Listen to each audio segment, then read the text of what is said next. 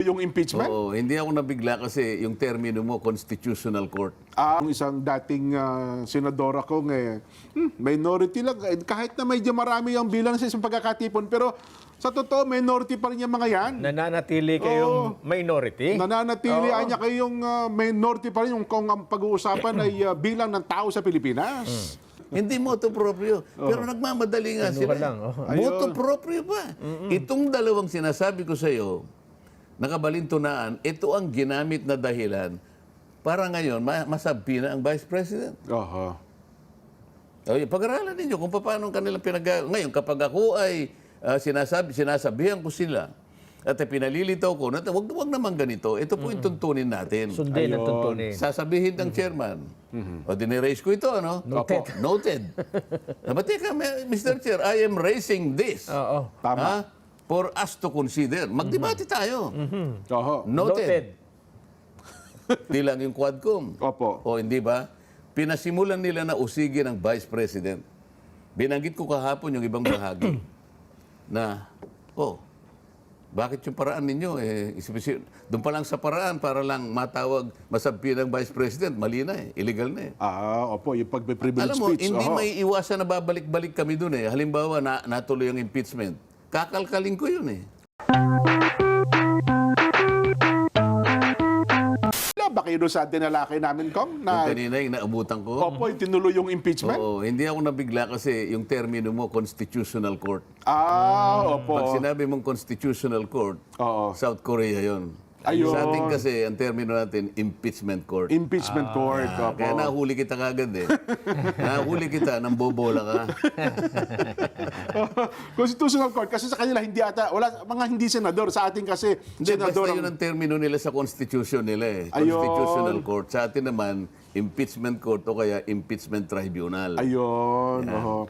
Ang tumatayo sa atin kasi, Kong, ang impeachment judge ay ang mga senador. Di Yung ba? mga senador. Oho. Sa kanila parang mga hindi senador parang mga hukom ata talaga sa South Korea, no? Pero yun po, inuulit natin baka si Kuya Joel Hara muntik na rin niya maibuga yung kaping hawak niya, Kong, ano ha? At nabigla rin daw, akala niya itinuloy talaga ng ating Kongreso ang impeachment. Hindi po, sa South Korea po yon dahil sa nahaharap din po sa matinding usapin ang presidente po ng South Korea. At yun, anyway, Kong, kamusta po kayo matapos ang ating malaking aktibidad kahapon? Mukhang ang dami po ang talaga namang naliwanagan at namangha doon sa binanggit ninyo kahapon, Kong. Ay, salamat naman dyan kung tayo'y nakatulong para bigyan ng kaukulang pagpapaliwanag yung mga bagay-bagay na baka sakaling hindi pa masyadong maliwanag sa kanila. Lalong-lalo na doon sa discussion nga dyan nung dalawang bagay na binanggit ko. Ito nga yung hindi pagsunod sa rule of law. Ayan, opo. Binigyan natin ng halimbawa yun dyan sapagkat yun ang naging dahilan kung bakit hindi umusad yung dapat sanang gawin ng ating mga nanunungkulan ng unang pagtuunan talaga. Opo. Ay yung napakalalang problema na talagang kinakaharap ng bansa natin. Oho. Ang sa akin, ang pangunahin talaga economic dyan Opo. Yung lumulubhang kahirapan na madali naman sanang masolusyonan. Ang problema, ito'y kinapalooban pa ng malalang korupsyon at saka katiwalian. Alam nyo naman, pagka may korupsyon, may katiwalian, yung pera sanang magagamit doon sa ating mga kababayan, yung mga public services. Opo. Ito yung unang nagsasaper. Ang unang nagsasaper kapag masyadong mataas ang bahagdan ng katiwalian, yung marginalized Opo. Sila kasi yung karaniwan Yung masa, no? na nakatatanggap ng public services. Ito yung tungkol sa pangkalusugan. Ito yung public education. Ayan. Yung ating public order, yung public safety. Opo. Diyan po nakatuon yan. Ngayon, kung halimbawa, mababawasan pa yung perang gagamitin mo dyan, mahirap na nga ang buhay, lalo pa siyang ihirap din. Oho. Yan. Kaya gusto kong bigyan ng emphasis yun. Dahil nga, imbes na yun ang bigyan nila ng Opo. pangunahing pagtugon, isipin mo na lang, inilatag ko nga yung tungkol sa kuryente. Ayan. Opo. Naku, hiyawan ng mga tao, Kong, ha? 10 Ang panukalang tindi. batas kung paano natin sana maisasagawa kahit unti-unti lang, yung maibaba natin ang presyo ng kuryente sa ating bansa. Akalain mo namang sa 10 bills na yun din, may kakambal pa yun na 12 resolusyon. Opo. Meron yatang isang nadinig pero parang pahapyaw lang eh. Ito yung kailangan ng bansa natin. Opo. Iisipin mo na lang ang ibubunga ng mababang kuryente dyan. Aba, yung negosyante talagang magaganyak kang pupunta rito. Dahil napakalaki ng bahagi ng kuryente sa production cost. No, Nelson, alam ng avatar mo yan. Totoo po. Ay, paano? Kaya ayaw niyang pumunta dito eh. Maghahanap siya ng ibang lugar na kung saan nakikita niya na mababa yung production cost. Opo. Katulad ng Vietnam, ng Thailand, ng makaratig bansa natin. Hindi lamang yun, yung pangako ng batas na kinakailangang mababa ng serbisyo ng kuryente. Sana hindi na sana isinulat yun na bilang isang pangunahing layunin eh. Opo. Isip-isipin mo, sasabihin niya, idulot mo yung kuryente sa abot kayang halaga. Affordable kasi yung termino dyan eh. Abot kaya, tama po. O imbes na abot kaya, anong nangyari? Abot langit. Nako, abot langit ang presyo. Bakit nilagay pa natin yung pangunahing layunin na yun kung hindi naman pala matutupad? Kaya natin pinipilit yun. Sa makatwid, ang aking ginagawa, sang-ayon sana sa kagustuhan ng batas, ipatupad natin. Ayun. Pagpapatupad, anong nangyari? Tayo na ang pinakamataas ang singil ng kuryente sa buong Asia. Nagkaroon tayo ng batas ukol sa IPIRA, yung IPIRA law, kung 20 taon na nakalipas, mukhang hindi nasunod ang layunin po ng IPIRA. Kaya nga, so yun sana yung dapat na unahin. Anong inuna? Gumawa ng pagkalaki-laking komite. Sa unang kasaysayan ng ng House of Representatives din, kinailangan na yung 4 na separate committees, Public Account, Public Order, Drugs and Human Rights, pinag-isa. Sana man lang yung pinalakas, yung in-energize na isang komite ay talagang gagamitin para durugin ang mga problema ng ating bansa. Yung sobrang... Sino yung dinurog? Sino yung gustong durugin? Naging political po ang Yun. dinurog Yun ang gusto nating bigyan ng diin. Ngayon, nakita mo naman yung mga naunang nagsalita din. Opo. Sinamarize ko lang yung dalawa sapagkat importante na ulitin natin sa kanila. Tingnan po ninyo yung bilang ng mga tao. Hindi lang naman members ng Iglesia ni Cristo ang dumating din. Ay, hindi po, Kong. Dami. Mga hindi ka-anib. Marami din. Ako, hindi ako marunong tumaya, pero hindi ko kulangin siguro sa 15%. Mga hindi ka-anib. Ng kabuang bilang. Malaki yun. Opo. Na sama-samang dumalo doon. Ngayon, kung narinig nila yung paglalagom natin, itong bilang na ito ng mga tao, gusto nilang katawanin yung sama-samang damdamin at mithiin ng taong bayan. Unahin po ninyo. Unahin po natin ang makagaganda sa ating bansa. Kung ipakibigyan nyo ng emphasis, ano ba ang magiging epekto kung halimbawa, una, napababa natin ang presyo ng power, ng kuryente, ano ang magiging epekto nito sa ating mga pangunahing bilihin? Di ba? Kasi ito Unang-una, kapag ka nangyari yun, sapagkat yun isa rin doon sa nakasulat na layunin, nandun sa section 2 lahat yun dyan eh.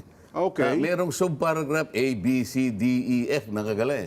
Isa doon ang nakalagay para sa ganun kanya maipundar ang mga negosyo at maging mababa ang presyo ng commodities. Ayun. Nakasulat eh. Mangyayari yun kasi, Jen, Nelson, kung marami yung magtatangka na magtayo ng pabrika nito. Magnegosyo sa atin. Ng negosyo.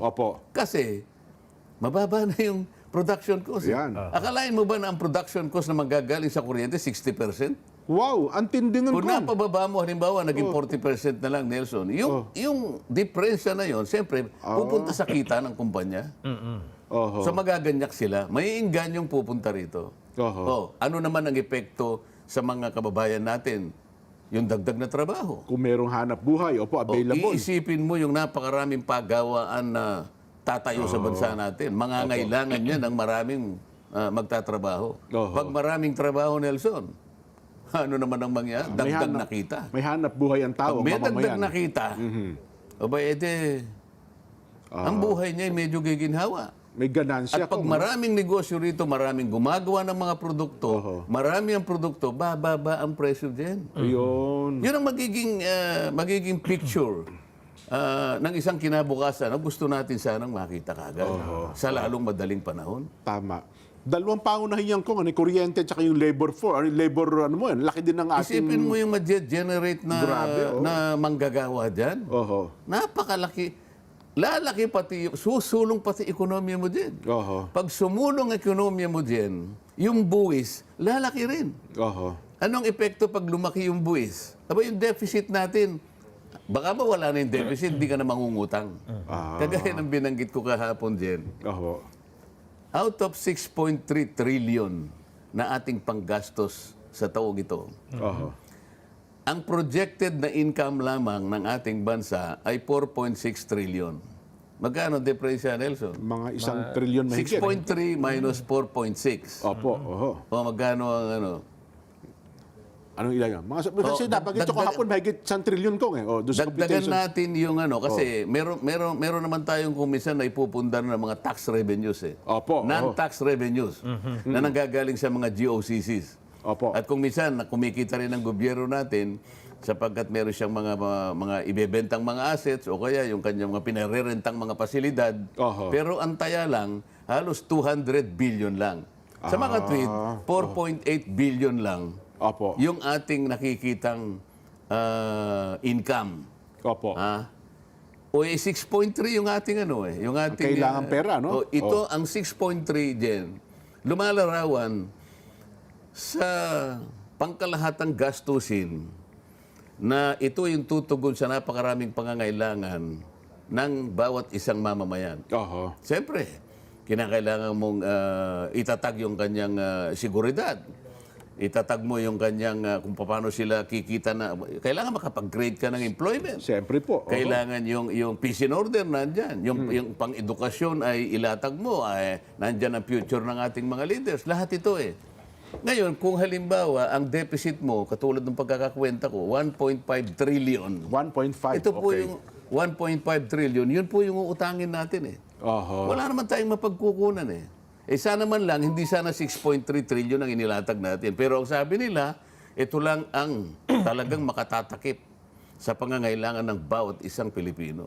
O kung yun nga, magsikap tayo, maghanap buhay tayo. Kumbaga sa pamilya Nelson, ayan, si Nelson, ang kinikita niya ay 20,000 pesos. Kunwari, yun ang malinis. Sa isang buwan, opo. Oo. Ang misis niya, kunwari, ang budget ko niya ngayon, Nelson, 35. Sasabihin nila, Sa mahal ng bilihin eh. medyo delikado naman tayo dyan, darling. 20 lang kinikita ko, 35 ang gastos. Baka tayo mahirapan. Alam mo naman, kahit na nung klaseng gawin ko na sa pagbabanat ng buto, hanggang 20 lang talaga ang ating may pupundar. Opo. Pwede ba ikang medyo Bawas. magano muna tayo? Mag-stress tayo. Maghigpit tayo ng sinturon. Yan, Di ba? Para sa ganun, hindi na tayo mangutang. Oho. Ito, mangyayari, mangungutang tayo. Sapagkat nailatag nga ang ating national budget sa ganung paraan. Oho. Lumilitaw pala kung Ngayon. 1.71 trillion pesos eh. Yung kabuang kulang eh. Tama. Sa bawat, magkano sa bawat taon, divided by 12, 1.5 trillion divided by 12. Oho. 12 months, ano ha? So, palagay ko 17-something billion pesos. Ngayon, yung 4.8 trillion, ang kita mo parang siguro 13-something billion. Meron kang 4.2 billion per day na uutangin mo. 4.2 billion pesos per day na inuutang natin araw-araw katumbas ng 175 million bawat oras. Para masapatan lang yung pondo hinihingi natin. Opo. Yun ang kanilang ginuhit. Yun ang kanilang Opo. ginawa. Anong gagawin mo ngayon? Kaya nga maharap tayo sa problema. Oho. Ngayon, kung mo alam na natin, ang problema nga harapin natin. Ba't di pa natin pagsikapan na pagtuunan na natin, paghandaan na natin ito? Hindi yung away dito, away doon. Oho. Kaya nga, nagtaka ako nung gumawa tayo ng napakalaking makapangyarihang komite na kung tawagin ay Quadcom. Ito lamang sana ang kailangan mo para bakahin mo yung napakalaking problema. Ibig sabihin, kung malaki ang problema, kaya tayo nagtatag ng malaking Super committee rin daw. super committee. Tama, Tatapatan natin. Oo. Ang bigat ng problema yan para mapagaan natin. Oo. O ano nangyari? Hindi pala yun ang layunin din. Baka naman bumawi kasi bumuhuso lang yun na mas malaki pang komite. Ginawang kinta. Mas malaki daw po sa quad ito. Kung kinta committee na ang layunin po naman, yun, may kinalaman na sa ating mga pangunahing bilihin at mga presyo ng mapaba. Ang isa ata sa agenda nila ngayon ay imbestigahan yung sobrang taas ng singil ng kuryente. Mukhang yun ata ang focus ngayon ng kinta committee, Kong. Alam mo dyan, bago nagtapos ang 2024, noong last year, yung tinatawag na young gun sa amin, gumawa ng press release Opo, oo. na ibababa daw ang kuryente bago matapos ang taong yamon. Ibig sabihin, before December, nakapaglatag sana sila ng panukalang batas na makapagbababa. Ilalatag lang naman Opo naman. Bakit pa kayo maglalatag? Yung nilatag ko nga, 10 isang hindi nyo dininig Oo nga, Kaya no? ako nagtatawa lang, ano kayang gagawin ito? Pero sa totoo lang, natapos ang 2024, wala naman, kahit isa. Dapat pala ginawa ng Young Girls. Kunin nyo nga yung 10 bill ni Kong Dante. Halika, reviewin nga natin yan. Dapat siguro ganun pala, Kong, ano? Dapat man lang. Oo. O kaya tinulungan nila akong kausapin yung Committee on Energy Ayan, opo. na unahin na nga natin yan. Nandyan na pala yan Ba't pa tayo magtatangka na gumawa pa? Nandyan na yan Meron na pala yan, Yan oh. na lang. Oho. O, di ba? Anong ginawa nila? Imbes na tinulungan ako. Tinanggal kayo sa Committee on Energy. committee. Sa mga committee hawak ninyo, no? Oh, yan ang sinasabi ko sa'yo. So, kung sino yung nag-iisip, kung sino yung gustong gumawa ng mabuti, siya pa yung babalikan. At para bang ako'y nakagawa ng napakalaking kasalanan din. Oho. O hindi lamang yun. Hindi lang yung Quadcom. Opo. O hindi ba? Pinasimulan nila na usigin ang Vice President. Binanggit ko kahapon yung ibang bahagi na, bakit yung paraan ninyo? Doon pa lang sa paraan para lang matawag, masabi ng Vice President, mali na illegal na Opo, yung pagbe-privilege Alam mo, speech. hindi may iwasan na babalik-balik kami doon Halimbawa, natuloy yung impeachment. Kakalkalin ko yun Okay. Ngayon, pinag-usapan natin, paano yung pamamaraan ng Quadcom. Naalala mo ba yung isang babae ron na ipinatawag? Cassandra Ong ba yun?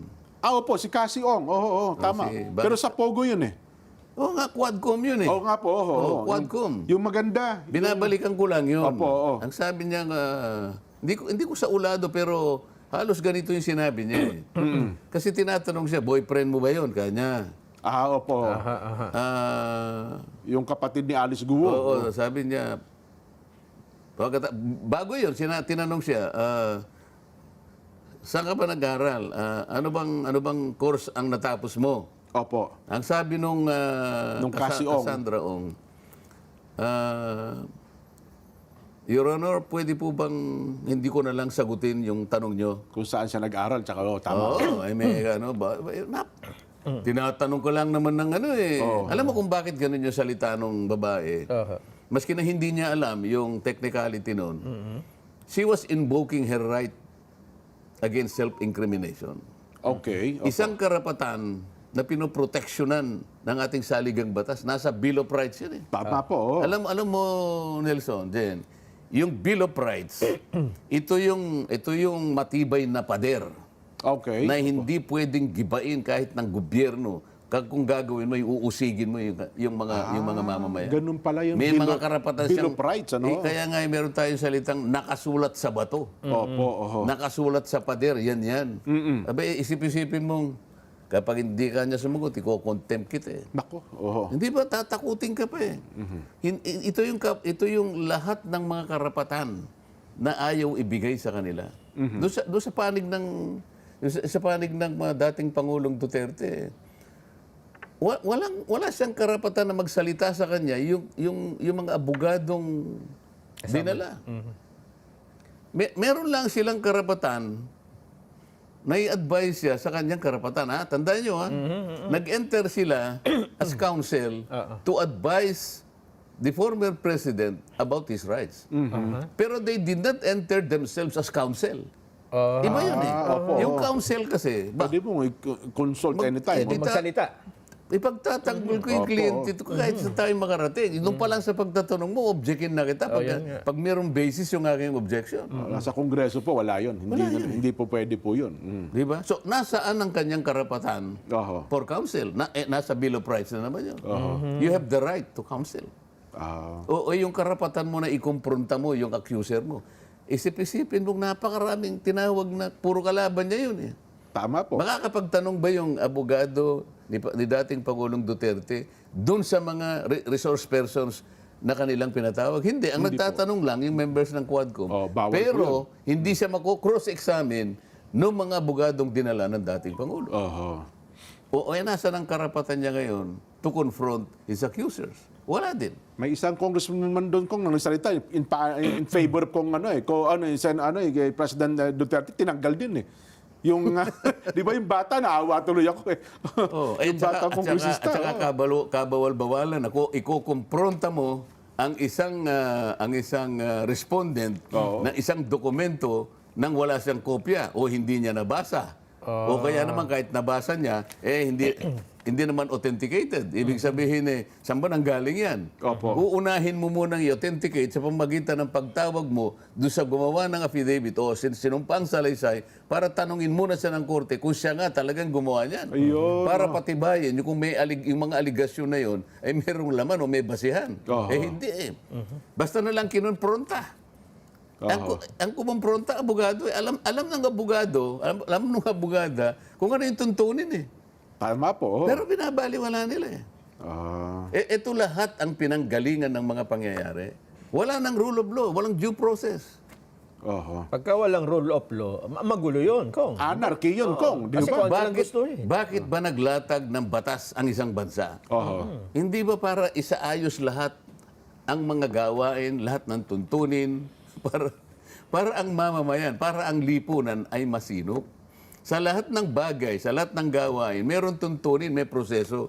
Yun ang isang lipunan ng mga tao. Yun ang lipunan ng mga taong, alam mo na, sibilisado. Oho. Kapag yung ginawa mong, nilatag mong mga tuntunin na hindi mo na sinusunod, yun ang chaos. Oho.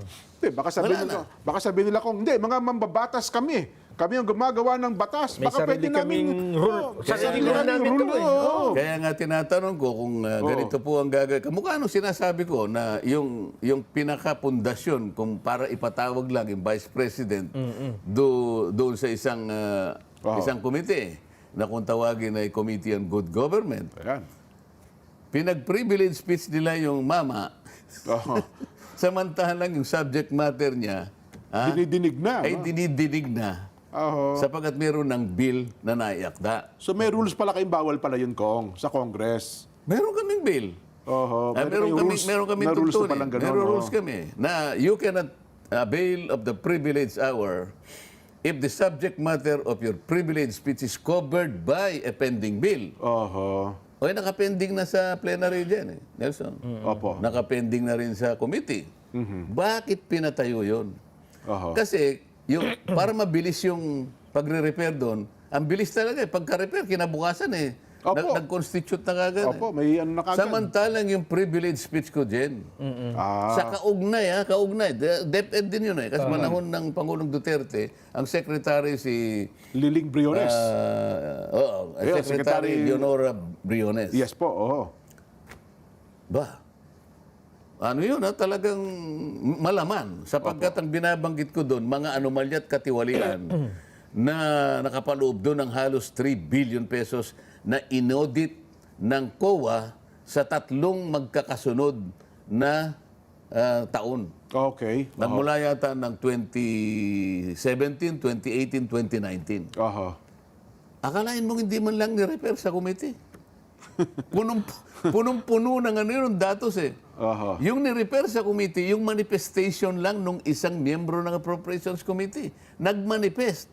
Okay. Hindi ko malaman kung saang rule kinuha yon na kapag nag-manifest ka, tatanggapin ng isang committee motu proprio. Anong ibig sabihin nun, Nelson? Motu Opo. proprio. In itself. Oho. Ibig sabihin nun, at sabi ko, teka, Mr. Chair, Paano mo tinanggap na motu proprio ito? Hindi naman galing sa iyo to. Galing sa manifestasyon ng isang tao. Hindi motu proprio. Pero nagmamadali nga sila. lang, Motu proprio pa. Itong dalawang sinasabi ko sa iyo, nakabalintunaan, ito ang ginamit na dahilan para ngayon masabi na ang Vice President. Oho. Okay, pag-aralan ninyo kung paano kanilang Ngayon, kapag ako ay sinasabihan ko sila at pinalilitaw ko na wag naman ganito, ito po yung tuntunin natin. Sundin ang tuntunin. Sasabihin ng chairman, o diniraise ko ito, ano? Noted. Opo, noted. Teka, Mr. Chair, I am raising this. Oo. Tama. Ha? For us to consider. Magdebate tayo. Oho. Noted. You have no right to raise a constitutional issue or a procedural issue because you are no longer A member of the this committee. Hindi ka na miyembro ng committee Tatanungin ito. ko siya, Oho. saan mo kinuwang basihan ito? Anong legal basis mo, Mr. Chair? Oh. Oho. So, wala na akong mic. Hindi na ako wala nang boses yung Wala mic na. ko eh. Pinatay na yung mic. Oho. Oh. Doon kami nagkagulo pa. Tapos hinahanap ko na yung opya ko, wala na eh. Oh, yun na yung naging viral. Oh, hindi ba? Opo. Ngayon, iniisa-isa ko ito, Jen. Kasi konektado eh. Konektado, pinipilit nating idiin sa kanila. Kaya sinabi ko nga eh, yung dalawang nagsalita, naipaliwanag po na itong malaki pong pagkilos na ito eh, kinakatawan niya po yung pinagsama-samang mithiin na tayo po ay magkaisa upang matugunan ang problema ng ating bansa. Hindi mo bababasa. Ilang milyon ba ang gusto mo pang makita Oho. para magising ka sa iyong pagkakaidlip? Kung hindi man bangungot yan. Sabi daw nung isang dating senadora ko, minority lang. Kahit na medyo marami ang bilang sa isang pagkakatipon, pero sa totoo, minority pa rin yung mga yan. Nananatili kayong minority. Nananatili niya kayong minority pa rin yung kung ang pag-uusapan ay bilang ng tao sa Pilipinas. Nakalimutan siguro ng dating senador na yun din. Opo. Yung napatala sa Biblia Oho. na ang kalaban niya 100,000 eh. Si Gideon, Kong. Buhay ni Gideon niya. Medyo kinakabahan nga si Gideon eh. Opo, Alam mo naman ang kasaysayan nun. Nasa avatar mo yan, Nelson. Opo, eh. oo. Pinabawasan pa nga eh. Sabi niya, kaya lang si Gideon, talagang nasa panig naman ng Diyos eh. Ay, di ba? opo. Mandirigma Kaya lang, talaga eh. kumutao lang din. Ay, siyempre ho. Medyo May pakiramdam ho yan. kinakabahan din naman sapagkat 100,000 naman ang kalaban. Ang sa kanya naman wala pa yata 1/5 nung... Ay, yung bilang ng kalaban nila, Kong. Ngayon, gusto niyang dagdagan. Oho. Sabi ng Diyos, masyado kang marami. Marami pa niya yan. Masyadong marami. Siguro nabigla sa, Diyos ko po, 100,000, ito lang po yung sa akin, 1/5 babawasan. Hindi, bawasan mo. Maraming kaparaan ang binigay ang Panginoon Diyos yan eh. Kung di ako, sabi niya, o sige, sabihin mo sa kanila, yung gusto nang umuwi, pauwiin mo. Nung sinabi niya, yung sinong gustong umuwi, ang daming umuwi. Nagpunasan din, Teka muna. May natira pa. Marami pa. Okay na po ba ito? Hindi, testingin mo ba? Painumin mo sila dyan sa ilog. Kung paano uminom sila. Kapag ka uminom, parang aso, tanggalin mo Papauwi yun. na. Nabawasan na naman. Oho. Napakaraming umiinom, kumakahuli. Opo. Hanggang sa matira 300. 300 na lamang. Tama kayo, Kong. Oh, sabihin mo dyan sa kung sino man yung dating senador na yan, Oho. 300 na lang ang humarap laban sa 100,000 kalaban. Oho. Anong nangyari? Nagsitakbo lahat yun eh.